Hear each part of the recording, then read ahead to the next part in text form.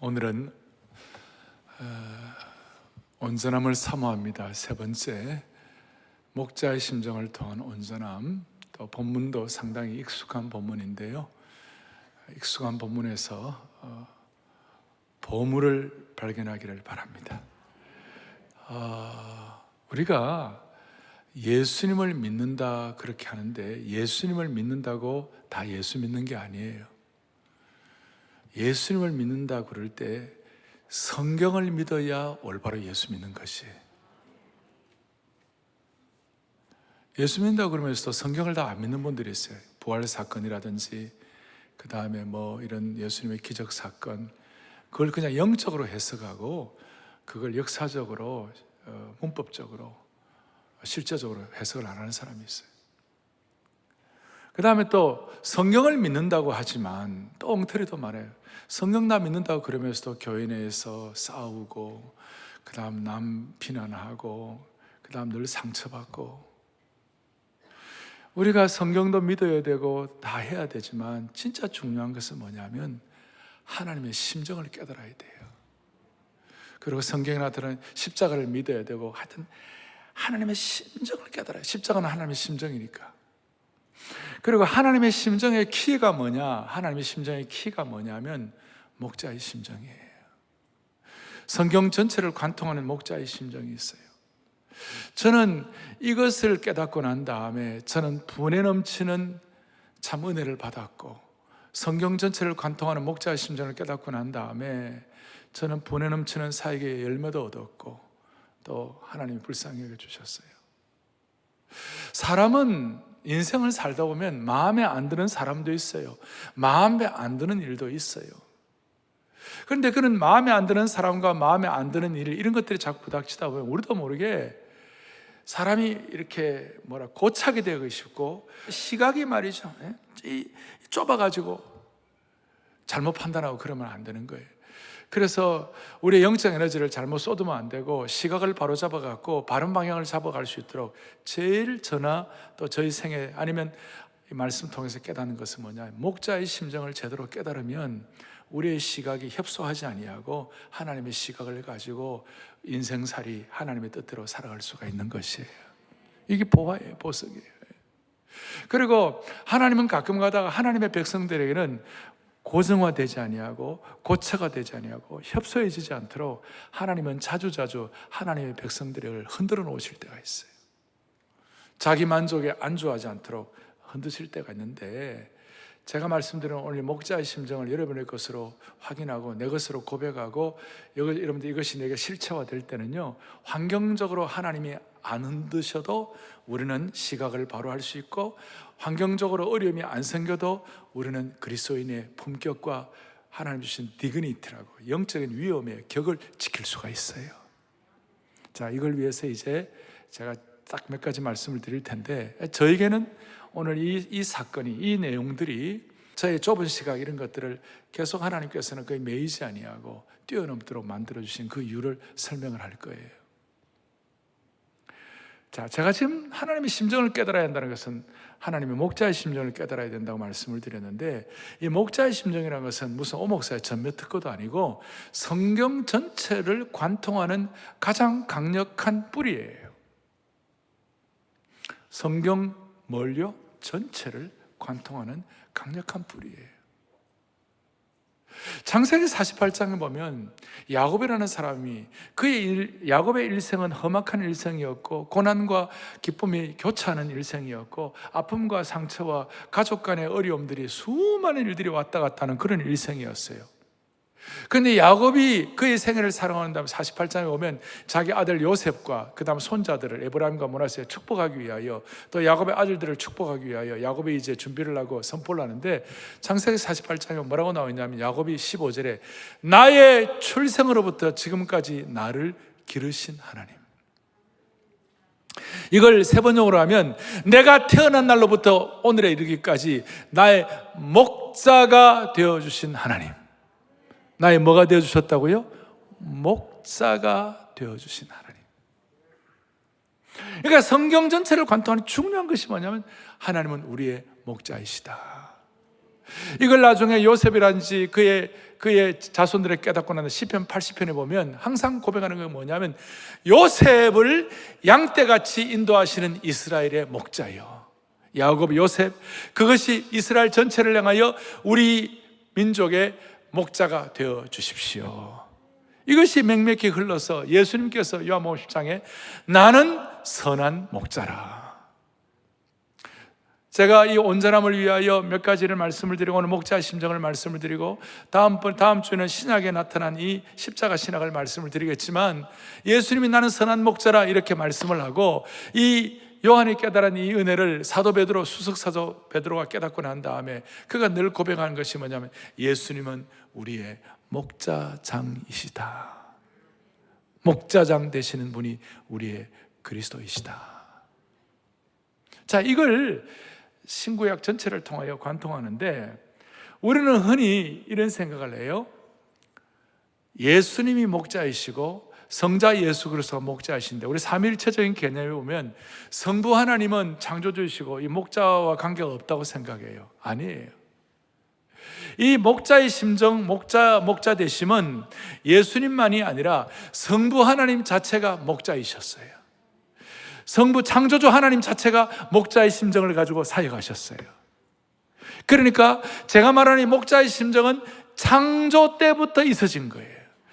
목자의 심정은 성부 하나님, 창조주 하나님으로부터 창조 때부터 뿜어져 나온 것이에요. 그러니 이 목자의 심정은 창조주 하나님, 성부 하나님이 성자 예수 그리스도에게 이 목자의 심정이 전승이 된 거예요. 계승이 된 것이에요. 우리는 이 목자의 심정 그러면 시편 23편 그러면 예수님이 나의 목자시다. 맞아요. 그런데 그것이 창조주 하나님, 성부 하나님으로부터 비롯된 것이에요. 이건 신학적으로 굉장히 중요한 겁니다. 물론 성부 하나님과 성자 예수 그리스도께서 위가 다르시고, 예수님은 성부 하나님의 아들이셨지만 사역적으로는 성부 하나님과 성자 예수 그리스도가 동일하신 것이에요. 이게 제 얘기가 아니에요.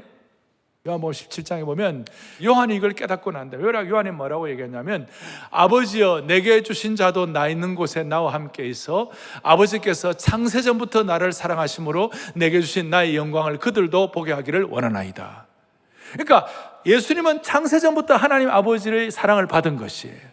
그러니까 예수님은 성자 예수 그리스도는 창세전부터, 우리가 말하는 보통 창조하면 창세기 1장의 창조인데 그걸 뛰어넘는 거예요.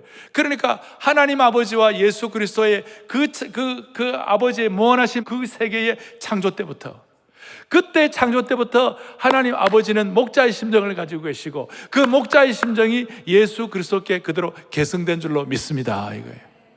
이거는 얼마나 중요한지 몰라요. 다시요, 목자의 심정은 성부 하나님, 창조주 하나님으로부터 창조 때부터 뿜어져 나온 것이다. 그래서 창세기 3장에 오면 아담과 하와가 범죄를 했어요. 범죄하고 난 다음에 너무 두려워가지고 숨어서 하나님의 징벌을 두려워가지고 그냥 숨어 있었어요. 그때 하나님 아버지께서 목자의 심정이 없었으면 그걸 그냥 한 칼에 날리고 책벌하시고 그냥 다 끝내버렸을 거예요. 그냥 그 잘못에 대해서 심판하시고 그냥 목숨 참수형, 교수형하고 끝내버렸을 거예요. 그런데 그게 아니고 창조주 하나님은 아담이 범죄했지만 목자심을 갖고 계시니까 다시 돌아와야 되니까 하나님 뭐라고 그랬었죠? 창세기 3장에 내가 어디 있느냐, 아담아 너가 어디 있느냐. 아담 입장에서는 하나님의 심정을 모르고 목자의 심정을 모르고 막 도망다니고 숨으려고 그러고 두려워하고 피했어요. 근데 하나님의 심정은 아담이 깨닫고 돌아와서 다시 회복되기를 원하는 것이 하나님의 심정이에요.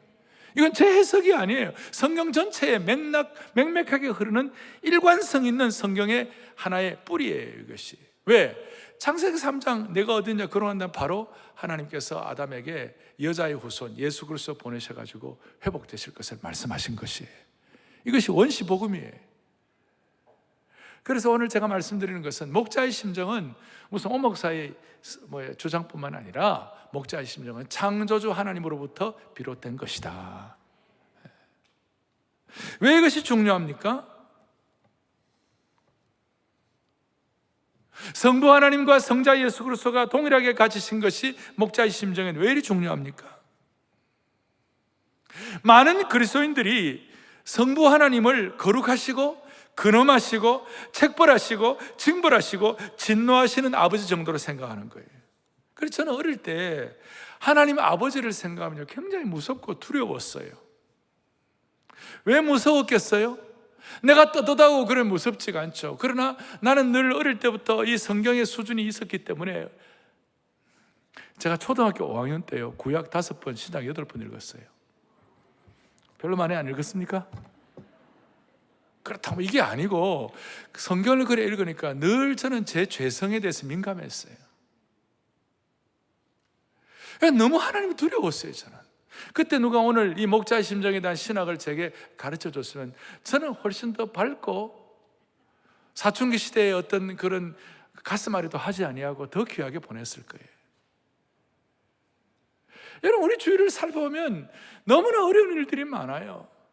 그 어려운 가운데서도 우리가 우리가 일관성을 가지고 한결같이 흔들리고 집중할 수 있는 뭐가 있지 않으면 우리는 이 포스트 코로나 시대에 이가 못 살아요, 우리. 자, 다시요. 저는 어릴 때 하나님이, 성부 하나님이 난 두렵고 무서운 존재였어요. 왜냐하면 늘 주님 앞에 날 비춰보면 난 늘 부족해가지고 늘 얻어맞을. 그래서 저는 월요일 날 무슨 사고가 월요일 날 문제가 생기면요, 제가 주일 성수를 제대로 못해서 그렇다고 늘 내가 죄책감에 시달렸어요. 우리 하나님은 주일 성수 제대로 못했다고 그 자리에서 직격탄 날리고 그대로 벌 주시고 그대로 찌르시는 하나님 아니세요. 하나님이 그렇게 좀 째째하고 그러지 않아요, 하나님은. 그런데 우리는 하나님을 그런 째째한 하나님으로 알고 늘 두려웠어요. 어느 날 제가 초등학교 한 5, 6학년 때쯤 생각되는데, 초등학교 어버이 주를 앞에 놓고 제가 결심을 했어요. 내가 이 어버이 주일에 우리 부모님을 좀 기쁘게 해야 되겠다. 그리고 어떻게 하면 기쁘게 해야지? 제 생각에 부모님이 하시는 말씀이라면 다 순종해야 되겠다. 이번 한 주간 동안 한 주일을 제가 날짜를 정하고, 그래서 한 주일 내내 부모님 말씀을 순종하고, 그 다음 또 잘 하지도 못하는 밥도 제가 해드리고. 여러분, 밥 잘하는 방법 알아요? 물 넣고 여기까지 오면 돼요. 요새는 쿠킹보다 하지만 옛날에 물 넣고 여기까지 오면 돼요. 이거 자취하는 사람은 알아요. 저 된장찌개도 잘 끓인다 그랬잖아요. 그래 다 해드리고 다 했는데 주일 아침에 우리 어머니가 저한테, 죄송합니다, 우리 엄마가 저한테 양말을 주고 이거 신고 가라는데, 양말을 딱 보니까 구멍이 나 있어. 양말이, 죄송합니다, 빵꾸가 나 있어. 엄마, 빵꾸 난 양말 내가 못 신어요. 그 순간 일주일 내내 순종하는 것이 도루묵이 된 거예요.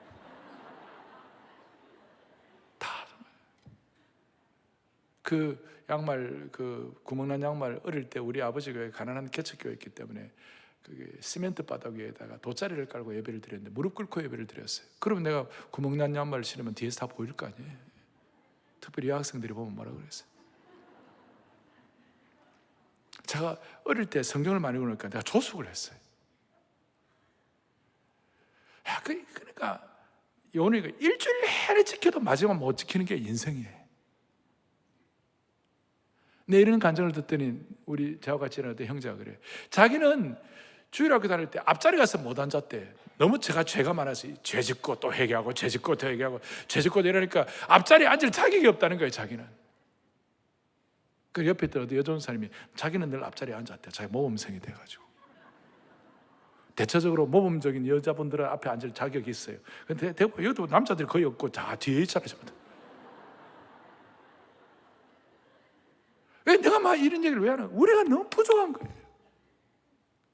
우리가 늘 부족하고 그러니까 하나님 늘 두려운 거예요. 이게 그러니까 빵꾸난 양말이라든지 그 다음에 앞자리 뭐 이런 것들이 바울의 입장에서는 어떻게 되느냐? 로마서 7장의 비탄어린 고백이에요. 오라 나는 공고한 사람이로다. 이 사망의 몸에서 누가 나를 건져내랴. This is life. 이게 인생이에요. 이런 인생이 어떻게 사느냐고. 말씀에 비추면 난 늘 두려운 사람이고, 나는 늘 부족하고, 언젠가는 난 못 지키는 사람이고, 늘 나 자신을 돌아보면 오라 나는 공고한 사람이로다. 여기서 어떻게 해방되느냐고, 이 껍질을 어떻게 깨느냐고.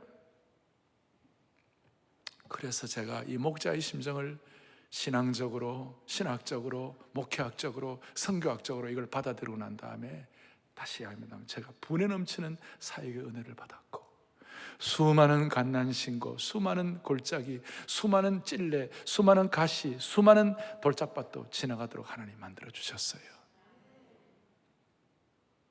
그런 의미에서 오늘 목자의 심정을 갖고, 다시요, 특별히 성부 하나님 때부터 목자의 심정을 갖고 계셨다. 되겠습니까? 증명을 대라. 로마서 8장에 자기 아들을 아끼지 아니하시고 우리 모든 사람을 위하여 내어주신 이분이 누구예요? 성자 예수 그리스도예요? 아니면 성부 하나님이에요? 성부 하나님이세요. 성부 하나님이 그 아들 예수님과 함께 모든 걸 우리에게 좋은 걸 주시지 않겠는가? 이게 하나님의 심정이에요. 하나님은 물론 진노하신 하나님, 두려우신 하나님 있어요. 그러나 우리가 두려워할 정도로 우리를 사실 사랑하시는 하나님이에요. 우리에게 진노할 정도로 우리를 사랑하시는 하나님이에요. 이걸 제가 깨닫고 제 인생의 신앙의 물미가 터졌다니까요. 진노하시는 하나님 맞아요. 진노할 정도로 우리를 사랑하시는 거예요. 자기 아들을 아끼지 않으시고 좋은 것을 우리에게 주시는 하나님이세요. 그래서 이걸 존 스타트가 깨닫고요. 존 스타트 알죠? 기독교 기본 진리. 존 스타트가, 하나님께서는 예수님이 우리를 위해 죽었기 때문에 우리를 사랑하신 것이 아니다. 하나님께서 우리를 사랑하셨기 때문에 예수님이 우리를 위해 죽으신 것이다. 너무나 놀라. 이 영어를 직역해갖고 좀 알아듣는 거 쉽지 않을지는 모르겠는데, 다시요. 하나님께서는 예수님이 우리를 위해 죽었기 때문에 우리를 사랑하신 것이 아니다. 하나님께서 우리를 사랑하셨기 때문에 예수님이 우리를 위해 죽으신 것이다. 오늘 이 마음을 여러분들이, 그러니까 성부 하나님 때부터 목자의 심정을 가지셨고, 그 목자의 심정을 예수님이 개성하셨고, 예수님이 갖고 계신 목자의 심정을 오늘 우리가 확인하는 것이에요. 성경 전체를 관통했고, 그러면 여러분들이 제일 잘 아는 시편 23편, 이 말씀이 목자의 심정과 무슨 연관이 있을 것인가? 목자와 양에 대해서 얘기하는 거예요. 목자와 양에 대해서 얘기하는데, 우리는 흔히 이 목가적인 시편, 다윗의 고백이다, 이 정도로 생각하는데, 사실 시편 23편은 더 깊이가 있어요. 시편 23편은 이 신학적으로 전문적으로 깊이 들어가면 메시아닉 사음이라고 그래요. 사음, 메시아닉 시편이라고, 메시아적 시편이라고, 예언자적 시편이라고. 시편 23편은 단순히 목자와 양 정도 관계가 아니라, 이 가운데 거기에 창조주 하나님 아버지의 사랑과 예수 그리스도, 성자의 예수 그리스도의 은혜와, 그 다음 이걸 통해서 우리가 이 시대의 모든 삶의 짐들을 다 벗겨낼 수 있는 깊은 진리가 이 안에 담겨 있는 것이에요. 자, 시편 23편 앞이 몇 장이에요? 22편은 신학자들이 뭐예요? 20편, 10편은 예수님의 고난의 시편이에요. 예수님 십자가에서 당하는 고난을 미리 다 이 영적인 눈을 열어가지고 예언적으로 바라보신 거예요. 찢기시고 찔리시고, 그 다음에 심지어 시편 20편 앞에 6절에 보면 나는 벌레요 사람이 아니라, 예수님은 벌레처럼 그렇게 짓눌림 당하시고 고통 당하시고, 소위 비아 돌로로사에 대한 내용들이 다 나와요. 그리고 드디어 23편이 나오는, 그러니까 23편은 단순히 목가적인 시편 정도가 아니라 예언적 시편으로 우리의 구원과 부활과 우리의 삶의 모든 난관, 모든 찔레와 가시를 극복하는 내용이 담겨 있는 것이에요. 그리고 여러분, 시편 23편은 양과 목자에 대해서 나오는데, 이 목자와 양에 대한 이 깨달음과 또 우리의 어떤 마음속에 체험하는 이 강도가 말이에요. 이거 깨닫는 센스와 강도가 우리 한국 사람들이 깨닫는 거하고 당시에 이스라엘 사람들이 깨닫는 강도는 완전히 차이가 나는 거예요. 우리는 목자, 양 뭐 이런 거 얘기하면 우리 잘 몰라요. 왜냐하면 양을 키워본 적이 없으니까. 문화적 차이가 있어요. 그러나 이스라엘에서 양과 목자의 이런 양의 문제는요, 삶과 죽음의 문제예요. 아주 격렬한 문제고 아주 실체의 문제예요. 문화적 차이가 있는 거예요. 예를 들어서 이스라엘 사람들이 우리 한국을 어떻게, 우리 떡을 어떻게 알겠어? 찰떡 어떻게 알겠어? 백설기, 가자미 식혜, 청국장. 우리는 청국장 그러면 엄마의 뭐 맛이 느껴져. 가자미 식혜 하면 그 오묘한 맛이 느껴지는 거예요. 그러나 이스라엘 사람들은 가자미 식혜 냄새나면 다 도망갈 거야. 그러니까 문화적 차이가 있는데, 지금 제가 얘기하는 것보다도 훨씬 더 깊은 기름 부음 있는 강도로 여러분들이 양과 목자의 문제를 이해하셔야 된다는 것이에요. 훨씬 더 실체적인 문제로 이것이 와닿아야 된다는 것이. 그러니까 제가 하는 얘기로 하지 말고 하나님께서 여러분들에게 성령님을 통하여 영의 눈을 열어주셔가지고 협착한 데서 좀 벗어나갖고 이 시편 23편이 여러분들에게 완전히 다가와야 되는 것이. 다시 한번 시편 23편은 목가적인 시편이 아니라 예수님의 조상인 다윗의 목가적인 시편 정도가 아니라 메시아적 시편으로 창조주 하나님의 목자의 심정을 선포한 것이, 폭발적으로 선포한 것이. 1절, 여호와는 나의 목자시니 내게 부족함이 없으리로다. 이건 웬만하면 이거 다 우리 고백할 수 있어요. 그런데 여기는 창조주 하나님과 성부 하나님과 성자 예수 그리스도가 연계가 되어 있어요. 여기 어떤 뜻이 되어 있는가 하면요, 아들 성자 예수 그리스도께서 광야에서 시험을 받으실 때에 성부 아버지께서 천사를 보내셔가지고 수종들게 하심으로 말미암아 예수님은 그 광야에서도 부족함이 없도록 만들어 주신 거예요. 참된 영혼의 만족을 갖게 하신 거예요. 그러니까 단순히 목자와 양 정도가 아니라 창조주 하나님과 성자 예수 그리스도의 관계에 있어서 먼저 그 광야에서 고통당하실 때도 천사를 보내셔가지고 예수님께 부족함이 없도록 만들어주신 하나님, 성자 예수 그리스도를 부족함이 없도록 만들어주신 성부 하나님을 찬양합니다. 이 정도 깊이. 두 번째 2절, 그가 나를 푸른 풀밭에 놓이시며 쉴만한 물가로 인도하시는 도다. 이것은 단순히 목자와 양의 관계 정도가 아니라 2절에서 사실 예수님 자신은 육적으로 말이에요, 물리적으로 머리 둘 것도 없는 분이셨어요. 그렇지만 그 머리 둘 것이 없는 주님이셨지만 아침에 일찍 일어나갖고 한적한 곳에 기도하러 가셨을 때 거기에 말이에요, 하나님께서 예비하신 푸른 풀밭과 쉴만한 물가의 은혜를 누리도록 만들어주신 하나님의 능력을 찬양합니다. 그리고 하나님께서 사람이 떡으로만 살 것이 아니라 하나님 말씀으로 살 것이라고 말씀하신 것처럼 예수님께서 하나님의 말씀을 대신 떡으로 취할 수 있도록 그렇게 만들어주신 하나님의 인도가 있었던 것이에요. 자, 여기 하나님의 의도와 하나님의 심정을 제가 설명하고 있는 거예요. 3절에 보면 뭐라고 나와 있어요?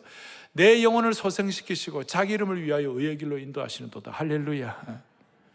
예수님은 나중에 예수님의 마음이 겟세마네 동산에서 고민하여 죽게 되었어요. 너무 괴로웠어요.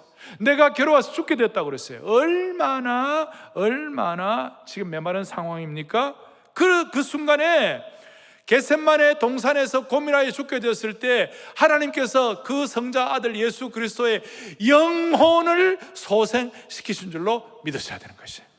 그리고 아버지께서 예비하신 의의 길로 뚜벅뚜벅 걸어갈 수 있도록 만들어 주신 것입니다. 이게 영혼의 소생입니다. 영혼의 소생. 4절에 보면 뭐라고 나와 있는가? 내가 사망의 음침한 골짜기로 다닐지라도 해를 두려워하지 않을 것은 주께서 나와 함께 하심이라. 주의 지팡이 막대가 날라. 여기에 대해서 제가 해석적으로 전에 한번 여러분 말씀을 드린 적이 있지만 오늘 목자의 심정과 연결되어서는 조금 더 다른 차원으로, 더 깊이 있는 차원으로 이해해야 돼요. 예수님의 사망의 음침한 골짜기가 뭡니까? 갈보리에 그 십자가를 지시면서 소위 비아 돌로로사, 고난의 길을 걸으신, 사망의 음침한 골짜기로 걸으신, 사망의 음침한 골짜기로 끌려가신 그 주님이셨지만 하나님이 그 사망의 음침한 골짜기 가운데서도, 죽은 자 가운데서도 주님을 살려주신 것이에요. 죽음을 극복하게 만들어주신 것이에요. 최고의 최고. 성부 하나님께서 성자 예수님이 당하시는 수많은 어려움과 고난 가운데서도 보호하시는 목자의 심정으로 예수님을 지켜주신 것입니다. 영혼의 만족, 영혼의 인도, 영혼의 보호가 있는 것이에요. 5절에 원수의 목전에서 내게 상을 차려주시고 기름으로 내 물에 부으시고 내 잔이 넘치나이다. 여기 이 잔이 넘친다는 것은 풍요함을 얘기하는 것입니다. 이것은 바로 어떤 뜻인가 하면요, 예수님은 하나님의 아들로서 하나님 아버지의 부요함과 풍성함으로 충만하게 하여 주셔서 늘 충만한 기름 부음 받게 하여 주시고, 아버지께서 준비하신 아들의 메시아의 혼인 잔치상을 위하여 하늘로 올림을 받으신 줄로 믿습니다. 얼마나 풍요롭습니까? 영혼의 공급입니다. 영적인 잔치인 것입니다. 이 주일날 이 예배를 드리면서 많은 것들 여러분들이 생각하실 거예요. 그러나 사실은 이 자리가 하늘 잔치상의 예고편이에요. 여기가 영혼의 보석을 채굴하는 여기가 보석점이에요. 여기가 영적인 대관식이에요. 여기가 풍성함을 넘칠 수 있도록 영혼의 공급을 하라 하시고, 6절에 내 평생의 선하심과 인자하심이 반드시 나를 따르니 내가 여호와의 집에 영원히 살리로다. 이건 우리와 목자의 관계 정도가 아니라 하나님 아버지와 성부 하나님과 성자 예수 그리스도의 관계에 있어가지고, 예수님은 하나님의 집에 영원히, 성부 하나님의 집에 영원히 거하시기 위하여 하늘로 들림 받으신 줄로 믿습니다. 성찬하시다. 영원한 거처를 만드신 거예요. 그래서 이것이 너무 좋기 때문에 서구 사회에서는 대부분 목사님들이 장례식 마지막 하관식 할 때에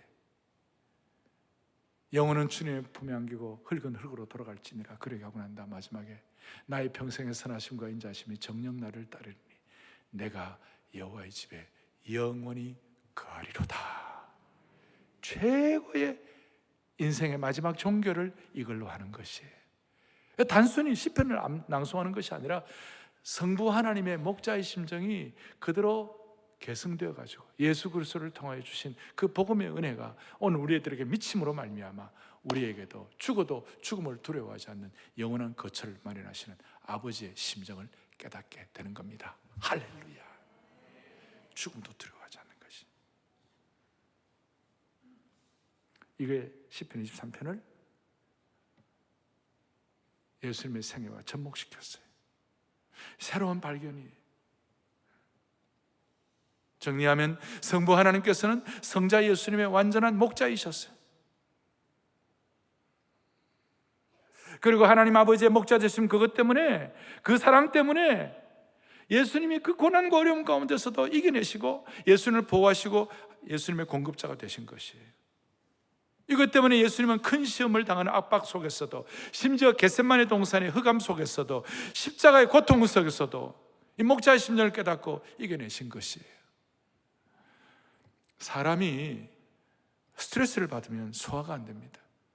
사람이 압박을 받고 정신적 스트레스를 받으면 어떤 일이 벌어집니까? 내분비 기관이 많이 흐트러지면 어려워집니다. 두드러기도 생기고 막 난리가 납니다. 근데 예수님은 얼마나 괴로우셨겠어요. 아까 말씀한 대로 내가 고민하여 죽게 되었다고. 예수님은 완전한 인간이셨어요. 예수님도 얼마나 스트레스가 많았겠냐고요. 그 스트레스와 짐을 예수님은 어떻게 이기셨겠냐고. 성부 하나님의 목자의 심정을 깨닫고 예수님이 이겨내신 것이에요. 목자가 양에 대해서 어떻게 하는지 다 아시니까.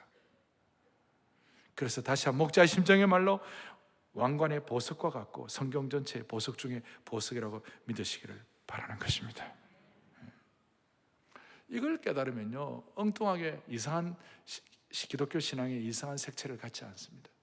소위 예수를 믿는다는 분들 가운데서 지성인들 가운데 아니 하나님이 말이야 선악을 알게 하는 나무의 실과를 에덴 동산에 갖다 놓고 하나님이 갖다 놓고 아담이 그거 따먹으니까 어쩔 수 없이 결국 따먹게 돼 있는데, 따먹고 나면 그 아담이 죄인이 되었으니까, 그러니까 결국은 죄에 대한 책임은 하나님이 지셔야 되는 게 아니야?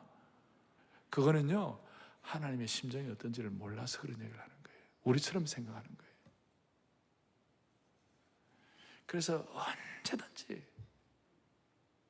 언제든지 여러분 어떤 경우에도 하나님의 아버지의 목자의 심정을 믿고 결코 낙심하지 마시기 바라는 것이에요. 왜 낙심할 일이 너무 많기 때문에 이런 거예요. 지금 사회를 보나 정치를 보나, 아까 제가 트리거라고 말씀드렸는데 이 세계 국제 정세를 보나 수많은 일들이 일어나는데요, 우리 사랑의 교회 교우들, 오늘 이 방송을 듣는 분들, 그리고 오늘 이 말씀을 듣는 분들이라도 목자의 심정을 확신하고, 성부 하나님의 아버지의 목자의 심정을 확신하고 예수 그리스도를 통해 이것이 내게 이식이 돼가지고 이것을 내 것으로 체화가 되면 사람이 달라지는 것이에요. 한국 기독교는 유교적 기독교가 좀 많아갖고 뭔가 이렇게 새 차원으로 올라가는 이것도 약해요. 여러분의 목자의 심정을 가지고 여러분 신앙생활의 현장에서도 껍질을 깨뜨리고 벽을 뛰어넘을 수 있기를 축복합니다. 자, 이게 이제 제가 성경 전체를 관통하는 목자의 심정 신학을 말씀을 드렸고, 다윗이 이걸 깨닫고 난 다음에 다윗이 받은 가장 큰 축복 중에 하나가 뭐냐면요, 시편 4편 8절이에요. 크게 우리 같이 보도록 하겠습니다. 내가 평안히 눕고 자기도 하리니 나를 안전하게 살게 하시는 오직 여호와시니이다. 아멘. 평안히 눕고 평안히 자는 은혜를 받았습니다. 사람이 60, 70, 80 나이가 들어가고 70, 80 넘으면요, 밤에 잠잘 자는 게 일이에요. 여러분, 여기 연세 드신 분들 제 말 공감해요, 안 해요? 잠만 잘 자도 좋겠다.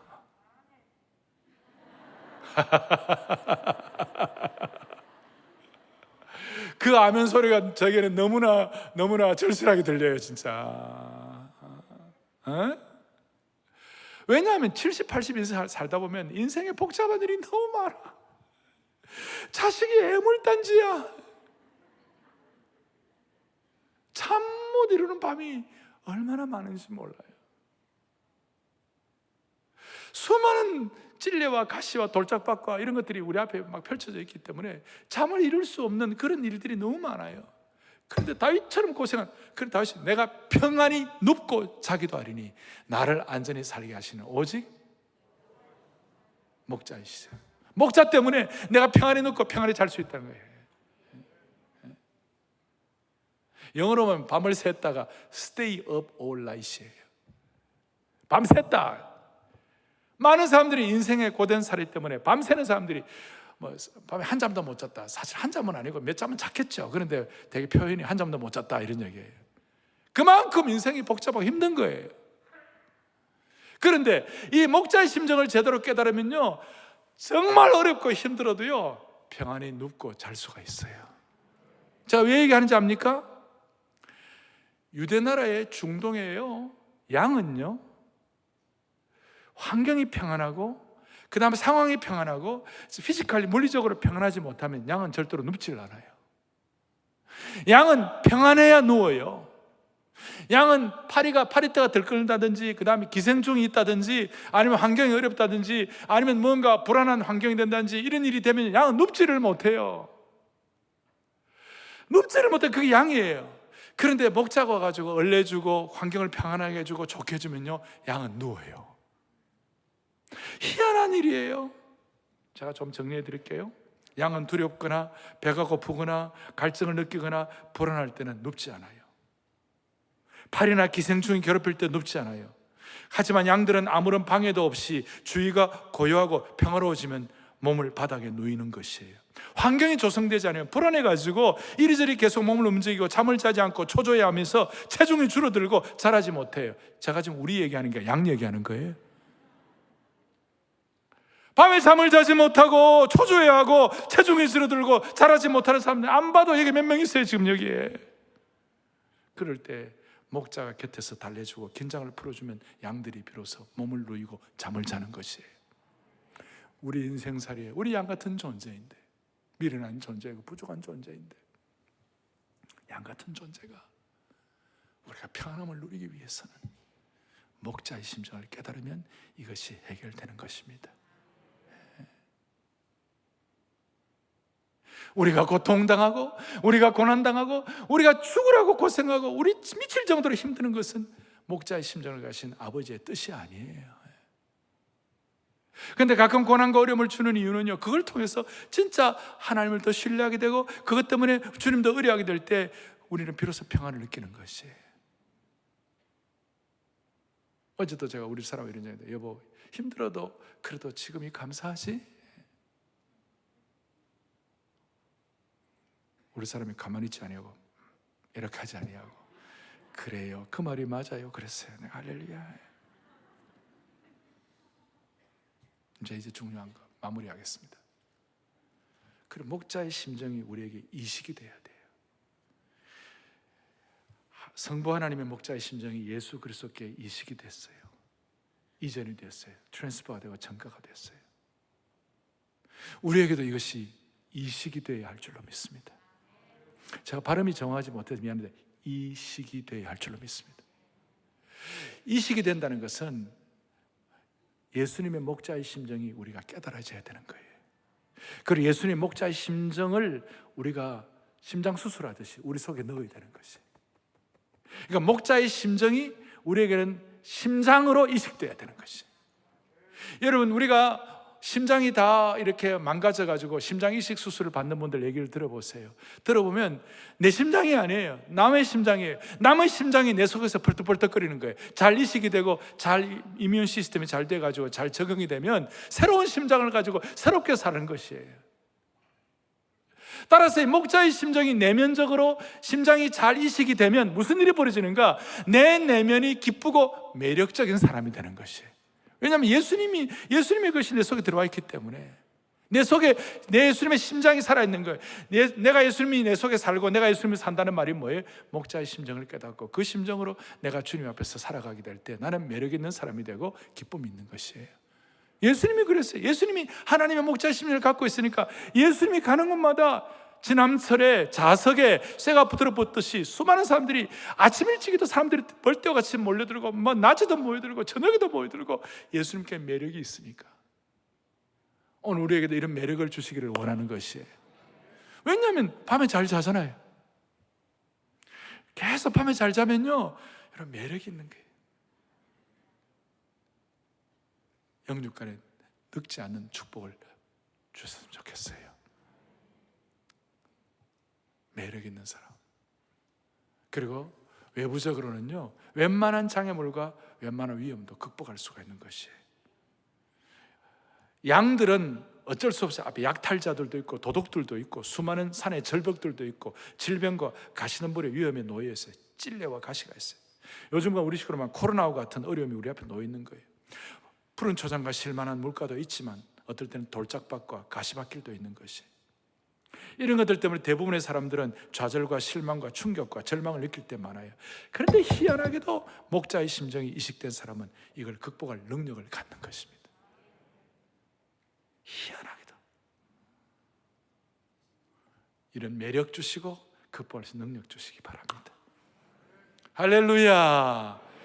이 베드로 예수님의 심정을 깨달았던 베드로가 베드로전서 5장 3절 4절에 놀라운 말씀 또박또박 같이 하겠습니다.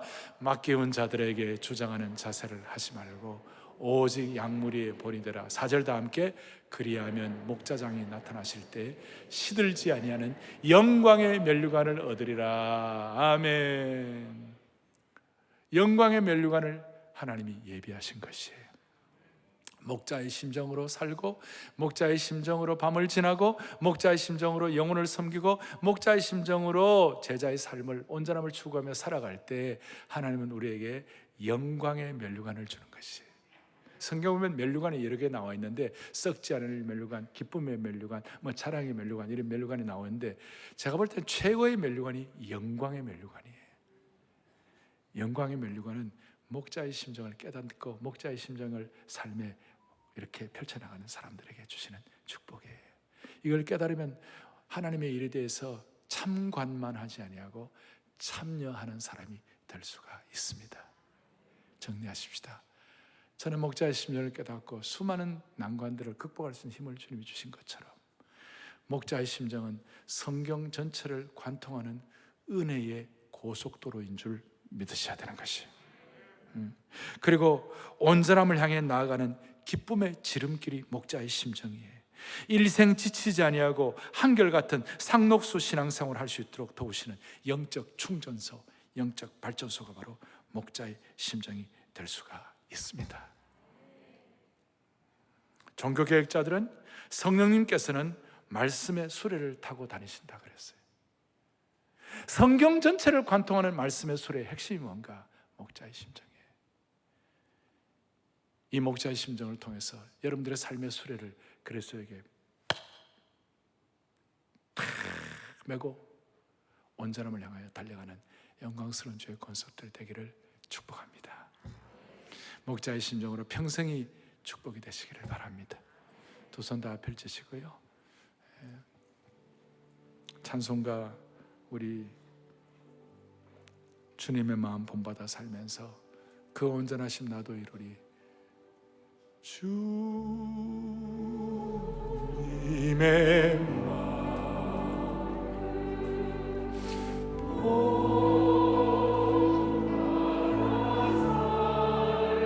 그 온전하신 그 온전한 주제가의 주제가 나도 한 번 더 목자의 심정 본받아 살면서 목자의 심정 이식 본받아 본받아 살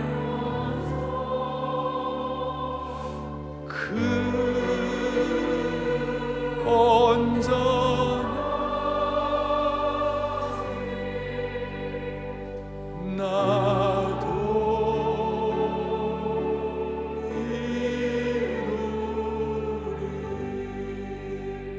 이루리. 가슴에 손을 얹겠습니다. 자비로우신 하나님 아버지, 오늘 이 목자의 심정 신앙이 평생의 복이 되게 하여 주옵소서. 신앙의 뿌리가 되게 하여 주셔서 이것을 통해서 예수님과 성부 하나님 아버지와의 관계에 있어서 영혼의 공급과 보호와 치유와 인도를 받았던 것처럼 우리가 이 은혜를 깨닫고 삶의 어떤 돌짝발과 가시밭길도 능히 뚜벅뚜벅 걸어갈 수 있는 하나님 나라의 용사들로 삼아 주시옵소서. 시간이 있을 때마다 이 목자의 심정을 묵상하여 모두가 다 평안한 잠들 이루게 하시고 이 세상 앞에 매력 있는 그리스도인 나도 예수 믿으면 당신처럼 될 수 있는가 물어볼 정도의 평안한 은총을 받게 하여 주옵소서. 우리 주 예수 그리스도를 받들어 부족한 종이 간절히 기도 올리옵나이다. 아멘.